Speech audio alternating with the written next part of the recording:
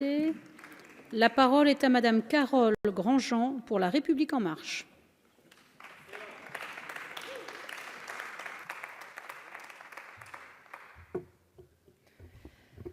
Merci Madame la Présidente.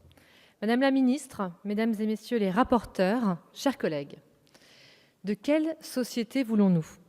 C'est une question centrale pour aborder un tel texte, riche de 82 articles, qui s'emploie à faire évoluer le pilier de notre société, nos ressources humaines. Il semble déjà nécessaire de rappeler qui est au centre de cette ambition. Les femmes et les hommes, les jeunes, les demandeurs d'emploi, les salariés, les travailleurs détachés, les travailleurs en situation de handicap et les fonctionnaires qui reviennent suite à une suspension de contrat. C'est par la compétence, l'exigence d'inclusion et l'égalité de traitement que nous avons travaillé ce projet. Notre approche n'est pas structurelle, elle est humaine.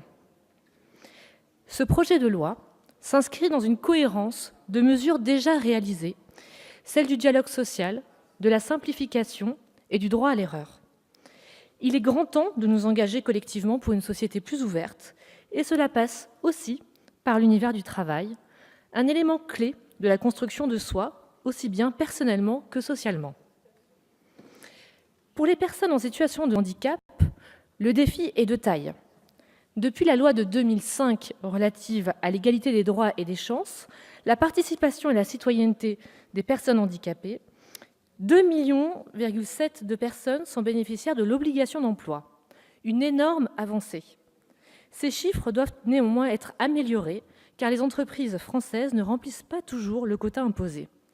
Le taux d'emploi des personnes handicapées atteint seulement 3,8% dans les sociétés privées et 4,4% dans la fonction publique.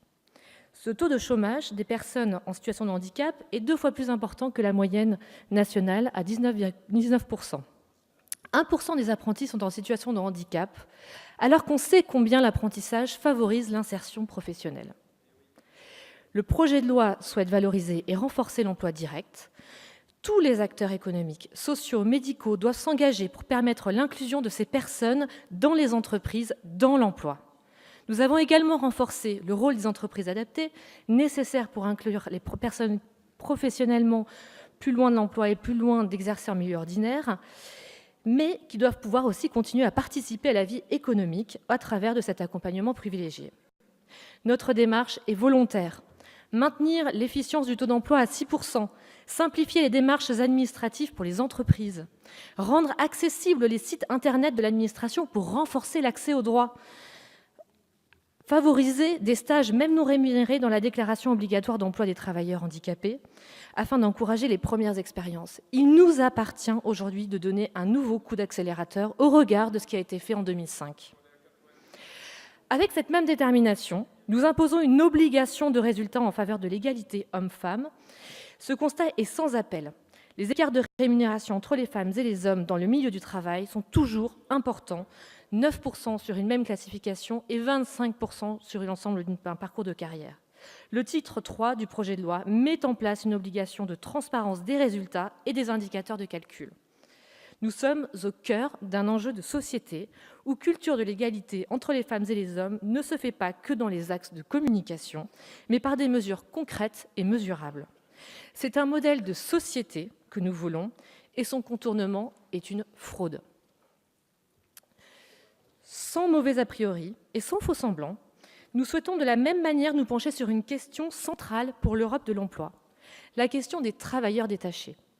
Avec près de 516 000 travailleurs détachés en Europe, la question de la révision de la directive européenne est venue répondre à des enjeux actuels.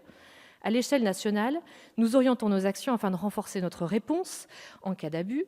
Les près de 70 000 contrôles de 2015 ont vu une augmentation de plus de 6% en 2016 et 2018 verra un objectif encore renforcé pour ces contrôles de lutte contre les fraudes dont les sanctions seront réévaluées.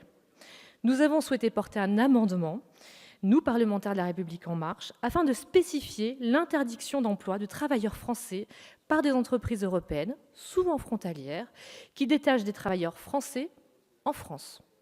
Cette pratique devient désormais illégale, ne répondant nullement à l'esprit originel de la directive de 1996, révisée le 29 mai dernier au Parlement européen.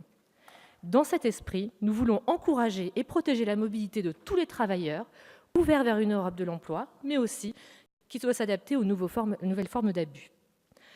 Enfin, nous devons renforcer la diversité des parcours et des expériences de la fonction publique, notamment en ouvrant la reconnaissance d'une expérience faite durant la suspension de contrat. Renforcer cette fluidité entre le secteur public et la fonction publique, secteur privé et la fonction publique, et l'ouverture à une gestion de carrière enrichie. La diversité des parcours et des profils sont des atouts majeurs pour nos services publics et notre administration. Ainsi, nous instaurons le maintien des droits à l'avancement durant cette période de suspension de contrat, sur une mobilité de 5 ans maximum sur l'ensemble de la carrière. Être acteur de sa vie professionnelle, de sa formation et éventuellement de sa reconversion, faciliter les carrières, promouvoir une société offrant la capacité d'une émancipation par la vie professionnelle, valoriser les parcours de carrière fonction publique, secteur privé et encourager l'Europe de l'emploi en maîtrisant celle-ci dans ses évolutions, tels sont les enjeux d'une société tournée vers la progression à laquelle nous souscrivons. Je vous remercie.